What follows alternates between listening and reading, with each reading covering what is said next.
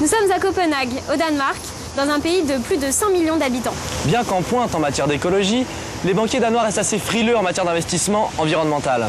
Nous aimerions vous présenter Lars Persson et son équipe. Plutôt que d'investir dans des projets à court terme, ils préfèrent investir sur des projets écologiques, économiques et sociaux. Et vous allez voir, ça roule. Le vélo est une des traditions urbaines du mode de vie danois. Pourtant, voici un usager un peu particulier. Hello, Mr. Bonjour monsieur, que faites-vous? Je me rends à mon travail. What kind of job? Quel genre de travail? Je travaille sur des projets écologiques, des projets sociaux. You are a gardener? Vous êtes jardinier? Je suis banquier, je suis directeur d'une banque.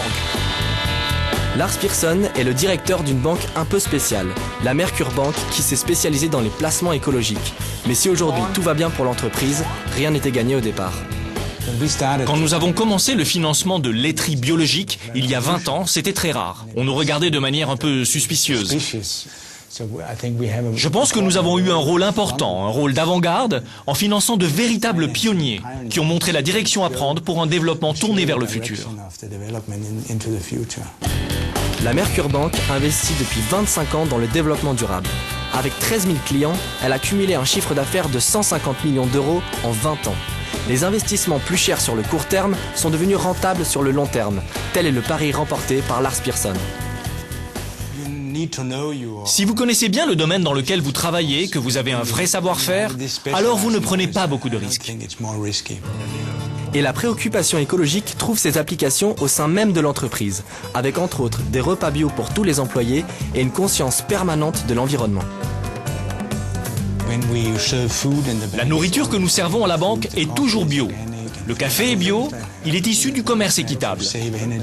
Nous essayons de diminuer notre consommation d'énergie. Et quand nous n'avons pas la télé française qui vient nous filmer, nous éteignons la lumière. Nous essayons de faire des efforts de différentes façons. Même les peintures ici sur le mur sont des peintures écologiques. Nous partons avec Lars Persson visiter une laiterie biologique qui doit sa survie aux prêts accordés par la Merkur Bank. Grâce à eux, l'entreprise a investi dans des machines qui lui ont permis de doubler sa production et de ne pas fermer ses portes. Aujourd'hui, elle fabrique un des meilleurs beurres du Danemark.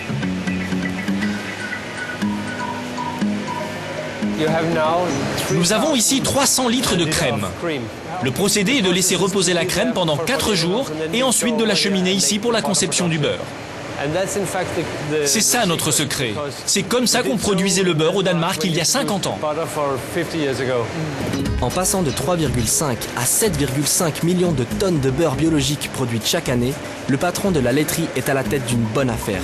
Mais écologiste convaincu, il réinvestit ses bénéfices dans l'écologie lui aussi. Quand on produit une brique comme celle-ci, 1,5 centime est reversé aux 500 fermiers du Cambodge qui se lancent dans l'agriculture biologique. Grâce à notre collaboration avec la Merkur Bank, nous pouvons aider des projets en Asie et en Amérique du Sud, avec de 1 à 2 millions de couronnes danoises reversées chaque année. C'est un plaisir pour nous de contribuer à d'aussi bons projets, c'est un vrai plaisir. Cette initiative de Neil et Emily sera-t-elle retenue dans le panorama final?